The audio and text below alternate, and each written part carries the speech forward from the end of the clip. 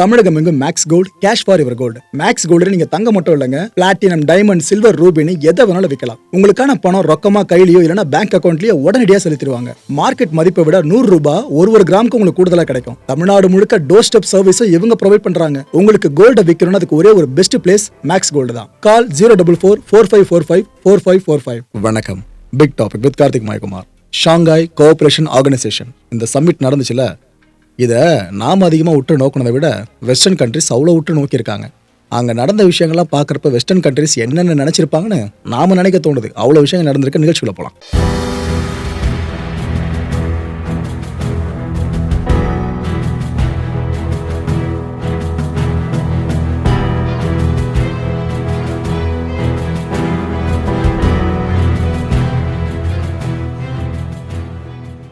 SCO submit சைனாவில் நடந்துச்சா? இந்த மாநாட்டுக்கு பிரதமர் மோடி அவர்கள் போயிருந்தாங்க. இன்னொரு பக்கம் ரஷ்ய அதிபர் விளாடிமிர் புட்டின், அப்புறம் சைனாவோட அதிபர் அவங்க தானே ஹோஸ்ட் பண்ணுறாங்க, ஷி ஜின்பிங், இப்படி எல்லாருமே வந்திருந்தாங்க. இன்னும் 20க்கும் மேற்பட்ட நாடுகளோட தலைவர்களையும் அந்த ஒரு இடத்துல பார்க்க முடிஞ்சது. அந்த ஈவெண்ட்டில் இந்த 3 பேரும் சிரித்து பேசினது இருக்கு பாருங்க. இதை பார்க்குறப்ப நமக்கு சந்தோஷமாக இருக்குது. எப்பா இனிமேல் இந்த ரீஜனில் பெருசாக இஷ்யூஸ் வராது போல இருக்குப்பா அப்படின்ட்டு. ஆனால் வெஸ்டர்ன் கண்ட்ரிஸ் கண்டிப்பாக வயிறு இருந்திருக்கும். அப்பேற்பட்ட காட்சிகளாச்சு இது.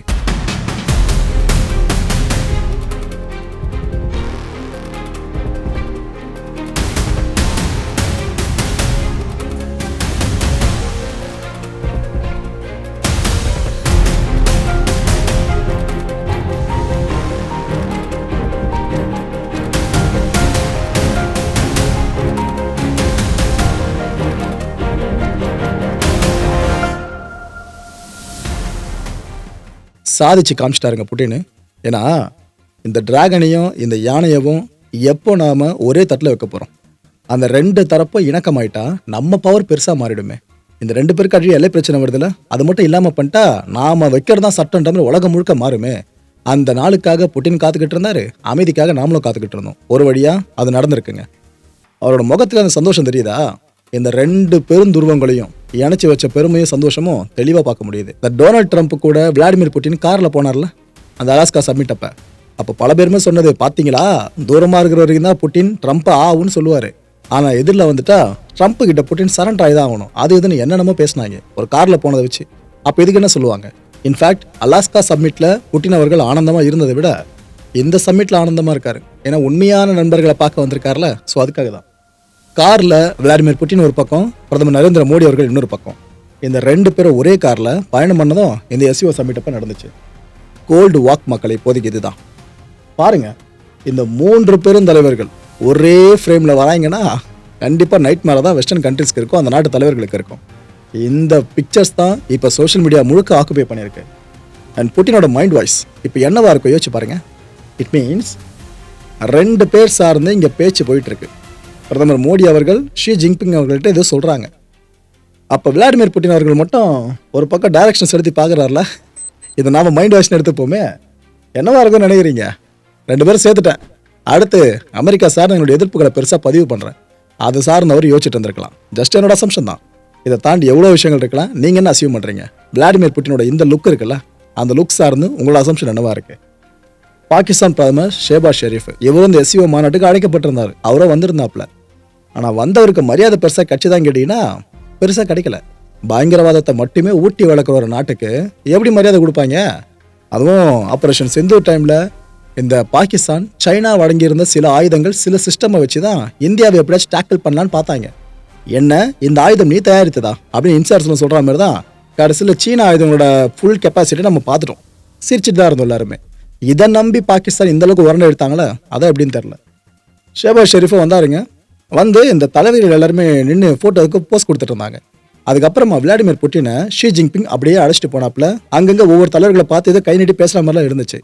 அப்போ ஷேபாஸ் ஷெரீஃப் வெயிட் பண்ணிகிட்டே இருப்பார். சரி நம்ம கிட்ட வருவாங்க, நம்மளே ஷேக்கன் பண்ண வைப்பாருன்னு சொல்லி வெயிட் பண்ணிட்டு இருந்தார். ஆனால் ஷி ஜின்பிங் அவர் முகத்தோடு நிமிர்ந்து பார்க்கல, அவர் பாட்டு கடந்து போயிட்டாரு. அதுக்கப்புறம் ஷேபாஸ் ஷெரீஃபே வாலண்டியராக புட்டின் அவர்களிட ஏதோ பேசி கூப்பிட்டு அதுக்கப்புறம் டைவர்ஷன் அந்த பக்கம் திருப்பி விட்டுருந்தாங்க. இதெல்லாம் நடந்துச்சு.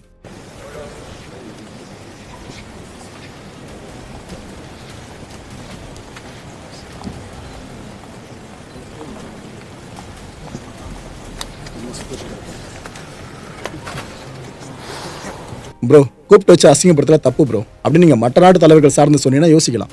ஆனால் பாகிஸ்தான் தலைவருக்கு எதை யோசிச்சுட்டா இருக்க முடியும்? ஷி ஜின்பிங் அவர்கள் என்னென்ன சொன்னாங்கன்னா, நல்ல அண்டை நாடுகள் ப்ளஸ் பரஸ்பர கூட்டாளிகள், இது ரெண்டும் இந்தியா சைனா உறவில் எப்போவுமே இருக்கணும். இப்படி இருக்கிறது தான் நம்ம 2 பேருக்கும் சரியான தேர்வுன்னு சொல்லியிருக்காரு. இதுக்கப்புறம் பெருசாக இஷ்யூ இல்லாமல் 2 பேரும் ஒன்றா இருக்கலாம் தான் அவர் சொல்கிறத அர்த்தம். டிராகன் அண்ட் யானை இது ரெண்டும் சேர்ந்து டான்ஸ் ஆட வேண்டிய தருணம் வந்துருச்சு. இனிமேல் நம்ம ஆட்டம் தான் வெறித்தனமாக இருக்குன்ற மாதிரி அவர் சொல்லியிருக்காரு. எல்லாம் ரைட்டு டைலாக்லாம், ஆனால் எல்லை சார்ந்த எந்த பிரச்சனையும் வராமல் இருக்கணும், அவங்க ஆரம்பிக்காமல் இருக்கணும். அது வரைக்கும் எல்லாம் சுமூகமாக தான் போயிட்டு இருக்கோம். பாகிஸ்தான் பிரைம் மினிஸ்டர் இருக்கார்ல, இவர் உட்பட எல்லா தலைவர்களும் அமர்ந்திருக்காங்க. அப்போ பிரதமர் மோடி அவர்கள் பல விஷயங்களை பேசினாங்க. அதில் அவர் எஸ்சிஓ சார்ந்து அதிகமாக பேசினாரான்னு கேட்டிங்கன்னா, அதெல்லாம் தாண்டி பாகிஸ்தானை வச்சு தான் பயங்கரமாக செஞ்சாப்புல நிறைய விஷயங்கள் அடுக்கினாருங்க. நிறைய விஷயங்கள் குறிப்பிட்டு சொல்லணும்னா, ஒரு நாட்டோட வளர்ச்சிக்கு முக்கியமான 3 தேவை: பாதுகாப்பு, அமைதி, ஸ்திரத்தன்மை. ஆனால் இதுக்கு பயங்கரவாதம், பிரிவினைவாதம் இது 2 அச்சுறுத்தலாக இருக்குன்னு ஷேபாஸ் ஷெரீஃபை வச்சுக்கிட்டே சொன்னார். ஸோ இதை வேறு இருக்கப்பட்டே ஆகணும்னு அவர் சொல்கிறாரு. உலக நாடுகளோட ஒருமித்த எண்ணமும் இதுதான், பாகிஸ்தானை தவிர. ஏன்னா பயங்கரவாதத்தை தொட்டா அவங்க எழுந்துச்சு வருவாங்க சண்டை போகிறதுக்கு. இந்த நாட்டோட பாதுகாப்புக்கு மட்டும் இல்லை, மனித குலத்துக்கு எதிரானது இந்த பயங்கரவாதமும் பிரிவினைவாதமும். எந்த நாடும், எந்த சமூகமும், எந்த குடிமகனும் பயங்கரவாதத்தில் இருந்து தன்னை பாதுகாப்பான சூழலில் இருக்கிறத கருத முடியாது. அப்பேற்பட்ட மோசமான விஷயங்கள் அதெல்லாம். ஸோ பயங்கரவாதத்துக்கு எதிரான போராட்டம் இருக்குல்ல, இதில் இந்தியா நீக்கமுறை நிறைஞ்சிருக்கு. அல்கைதா அண்ட் அதோட தொடர்பு பட்ட அமைப்புகள் இருக்குல்ல, இது எல்லாத்தையும் எதிர்த்து போராட இந்தியா முன்முயற்சி எடுத்துச்சு அப்படின்னும் கூட்டு தகவல் இருக்குல்ல. இந்த நடவடிக்கை மூலமா இது சாத்தியமானதாகவும் பிரதமர் மோடி அவர்கள் அங்கே பெருமிதமாக தெரிவிச்சிருந்தாங்க. இந்த பயங்கரவாத இயக்கங்கள் இருக்குல்ல, இது கிடைக்கிற நிதி, இந்த ஃபண்டு, இதை முழுமையாக தடை பண்ணி ஆகணும். அதோட மூலங்கள் இருக்குல்ல, அதை கண்டுபிடிச்சி களை எடுத்தே ஆகணும். 4 தசாப்தங்களா, இட் மீன்ஸ் ஒரு 40 வருஷங்களுக்கு மேலே தீவிரவாதிகளால் இந்தியா பாதிக்கப்பட்டிருக்கிறதா அவர் அங்கேயே சொன்னார். இது எல்லாம் ஒரு மனுஷன் உட்காந்து கேட்டுட்டு இருக்காருன்னா வேமா சூசு இருக்கானே தெரிலங்க. ஷேபாஸ் ஷெரீஃபை பற்றி தான் சொல்லிட்டு இருக்கேன். சில நாடுகள் பயங்கரவாதத்துக்கு வெளிப்படையாக ஆதரவு தெரிவிக்குதுன்னு சொல்கிறாருங்க. எந்த நாடுகள் புரியுதா? ஓகே, பயங்கரவாதத்துக்கு எதிரான போராட்டத்தில் ரெட்டை வேஷம் போடுது. இது எல்லாத்தையும் நம்ம அமைதியாக ஏற்றுக்கலாம் முடியாது. ஏற்றுக்கணுமா என்ன அப்படின்னு கேட்டார் மோடி அவர்கள். அந்த சபையிலேயே கேட்டாங்க. பயங்கரவாதத்தோட கோர முகம் இருக்குல்ல, இதை பஹல்காமில் நம்ம சமீபத்தில் பார்த்தோம். இது இந்தியாவோட ஆன்மா மீதான தாக்குதல் மட்டும் கிடையாதுங்க, மனிதநேயம் இருக்குல்ல, இதை நம்புகிற நாடுகள் இருக்க பாருங்க, அந்த எல்லா நாடுகள் மேலேயும் மேற்கொள்ளப்பட்ட வெளிப்படையான தாக்குதலை தான் நான் பார்க்குறேன். இது மிகப்பெரிய சவாலாக நான் பார்க்குறேன். நெருக்கடியான காலத்தில் இந்தியாவுக்காக ஆதரவு அளிச்சிங்களே, உங்கள் எல்லாருக்கும் நன்றிகள் அப்படின்னு தெரிவிச்சிருக்காரு. இவ்வளோ விஷயம் பேசியிருக்காருல. இதை தொடர்ந்து இன்னொரு விஷயம் அரங்கேறிச்சு, அதையே சொல்லிடுறேன். பிரதமர் மோடி அவர்கள் நடந்து வந்துட்டு இருக்காங்க. அப்போது இந்த ஊர் இருக்கார்ல ஷேபாஸ் ஷெரீஃபு, அவர் ஓரமாக நின்று பார்த்துக்கிட்டே இருக்கிற வச்சக்கண்ணு வாங்காமல் சரி தானே ஸ்மைல் பண்ணுவாங்க. நம்ம தான் களத்தில் பார்த்துட்டோம், ஓகே அதெல்லாம் முடிஞ்சிச்சு, இங்கே வந்து சம்மிட்டுக்கு வந்துருக்கோம் பேசுவாங்க அப்படின்னு நினச்சி தான் பார்த்துட்டு இருந்தார். ஆனால் பிரதமர் மோடி அவர்கள், இந்திய மக்களை ரெப்ரசன்ட் பண்ணுற தலைவர் பிரதமர் மோடி அவர்கள் எதுவுமே கண்டுக்கல. அவர் பாட்டுக்கு போயிட்டார். ஷேபாஸ் ஷெரீஃப் பாட்டு அப்படியே பார்த்துட்டே இருந்தாருங்க. அந்த காட்சி இப்போ வைரலாக போயிட்டு இருக்கு.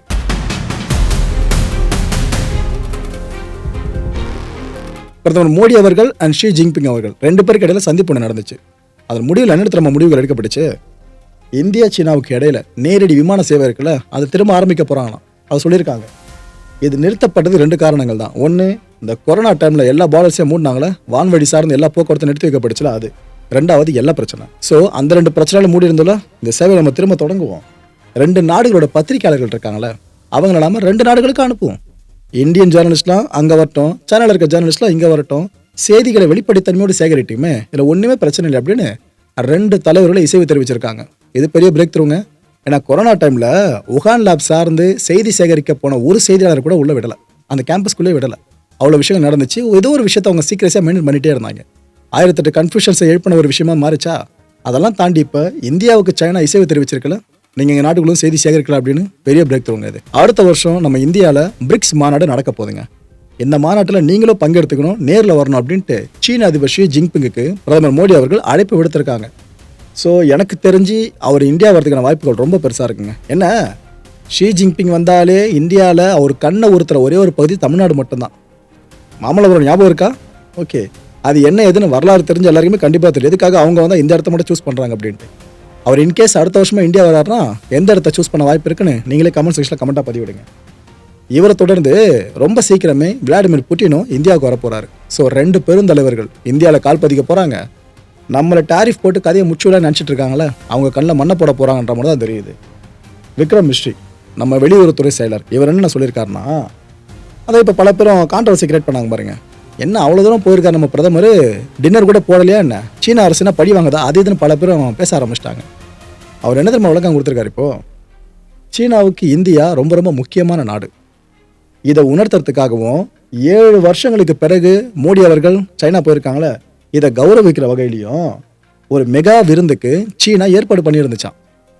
ஆனால் கடைசி நேரத்தில் நேரமின்மை காரணமாக அந்த நிகழ்ச்சி ரத்து பண்ணப்பட்டிருந்துச்சான். இதை அவர் இங்கே விளக்கமாக கொடுத்துருக்காரு. ஆனால் அதுக்குள்ளே யார் யார் என்னென்ன விஷயங்களையோ ஃபுல்லாக சோஷியல் மீடியாவில் பேச ஆரம்பிச்சிட்டாங்க. பல நாடுகளை சேர்ந்த தலைவர்கள் பிரதமர் மோடி அவர்களை தனித்தனியாக சந்திச்சாங்க. அப்போ நிறைய விஷயங்கள் பேசப்பட்டிருக்கலாம். குறிப்பாக மால்தீவ்ஸை ரெப்ரசன்ட் பண்ணுறவர் மோடி அவர்களை பார்த்து சந்தோஷமாக கை கொடுத்து பேசினது, அப்புறம் நேபாளோட பிரைம் மினிஸ்டர் பேசினது, அதெல்லாம் பார்க்குறப்ப ரைட்டு, இதுக்கப்புறமாச்சும் இந்தியா கிட்ட உரண்டை எடுக்காமல் இருப்பீங்க அப்படின்னு தான் நினைக்க தோணுது. பார்ப்போம், காலம்தான் பதில் சொல்லணும், திரும்ப உரண்டை எடுப்பாங்களா அப்படின்ட்டு.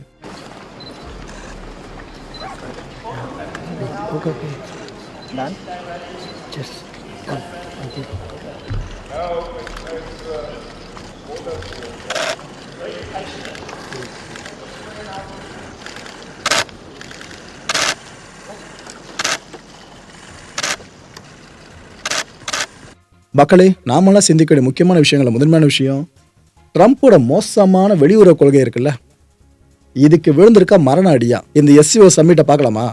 ஏன்னா மற்ற நேரங்களில் இது போல எஸ்சிஓ சம்மிட் நடந்திருந்தா கூட இவ்வளோ தலைவர்கள் வந்திருப்பாலும் தெரியல. ஆனால் இந்த சம்மிட்டில் எவ்வளோ பேர் கூடியிருக்காங்க. எல்லாரும் ட்ரம்ப் விதிச்ச டாரிஃப் இருக்குல்ல, அதன் மீது உள்ள வெறுப்பின் காரணமாக கூடின மாதிரி அடிச்சு கடைசியில். அடுத்த நிகழ்ச்சி சந்திக்கலாம். நன்றி, வணக்கம்.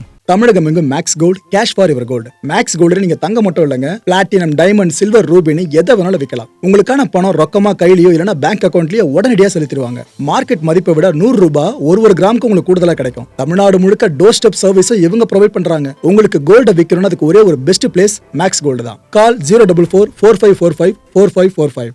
வணக்கம் மாயம் ஸ்டுடியோஸ் நண்பர்களே. மாயம் ட்ரெண்ட்ஸ் அப்படின்ற ஒரு புதிய ஃபேஸ்புக் பேஜை ஓப்பன் பண்ணியிருக்கோம். நீங்கள் யூடியூப்பில் பார்த்துட்டு இருக்கீங்களா நம்மளோட கான்டென்ட்ஸ்லாம், இதெல்லாம் விட ஒரு படி மேலே ரொம்ப கிறிஸ்பாகவும் ரொம்ப சூப்பராகவும் நிறைய கான்டென்ட்ஸ் உங்களுக்கு இந்த பேஜில் காத்துட்ருக்குங்க. ஸோ உடனடியாக ஃபேஸ்புக் பிளாட்ஃபார்ம் போங்க, மாயம் ட்ரெண்ட்ஸ்னு டைப் பண்ணி சர்ச் பண்ணி நம்ம பேஜை ஃபாலோ பண்ணுங்கள். அப்படியே நம்ம சேனலையும் நீங்கள் சப்ஸ்கிரைப் பண்ணிட்டீங்க அப்படின்னா இன்னும் நிறைய புது கான்டென்ட்ஸை உங்களுக்காக ப்ரொடியூஸ் பண்ணி கொடுத்துக்கிட்டே இருப்பாங்க. நீங்கள் பண்ணுற ஒவ்வொரு சப்ஸ்கிரிப்ஷனும் எங்களுக்கு பெரிய மோட்டிவேஷனாக அமையும்.